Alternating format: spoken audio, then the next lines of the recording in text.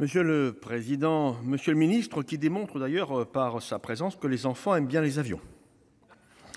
Mes chers collègues, Auty, Tarn-et-Garonne, Villars-de-Bèle, Aude, Boussenois, Côte-d'Or, Menté, Pyrénées-Orientales, Olcany, Haute-Corse. Voilà quelques exemples parmi des milliers où les Français, tous les Français, pas seulement les premiers concernés, se sont mobilisés et ont signé la pétition pour qu'un référendum sur la privatisation des aéroports de Paris soit organisé. Le président de la République, le Premier ministre, le gouvernement, Monsieur le maire en particulier, avaient critiqué, voire moqué, la démarche initiée par notre groupe et rejointe par un arc républicain extrêmement large qui, aujourd'hui, donc, fait l'objet de ce débat initié par nos collègues du CRCE que je remercie.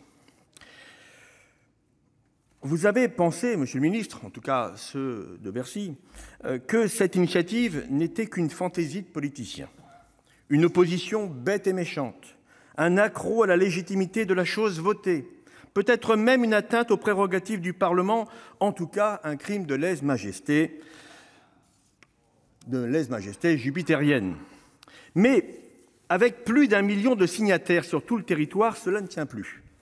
1 million, ce n'est pas la France, me direz-vous. D'ailleurs, vous allez nous le dire. Mais au vu des moyens qui étaient les nôtres, de l'inertie assumée de votre gouvernement pour atténuer l'impact de cette initiative à caractère constitutionnel, ça a été rappelé, eh bien, je trouve que 1 million, ce n'est pas rien. Nous sommes dans la mise en œuvre de l'article 11 de la Constitution. En démocratie, les citoyens doivent être informés de la possibilité d'exercer un tel droit.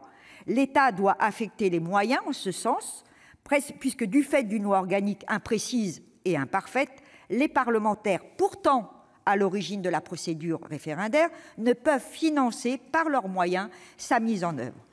Il doit aussi intervenir, l'État, auprès des chaînes publiques d'information, qui ont un rôle citoyen à jouer en la matière pour qu'elles informent largement à ce sujet.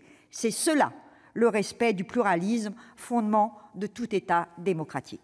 Or, nous en sommes loin. Les chiffres comparés de la médiatisation du grand débat et celle de la procédure du RIP sont sans appel.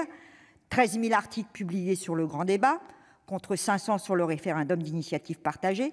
12 millions d'euros dépensés pour le fameux grand débat, rien pour le RIP.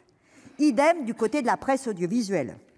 Couverture sans précédent du grand débat, direct à rallonge des discours présidentiels, spot pour le lancement de la privatisation de la FDJ et, bien évidemment, rien sur le RIP. Pire encore, Radio France s'est opposée à diffuser les communiqués financés par les parlementaires eux-mêmes, et je précise, sur leurs deniers personnels.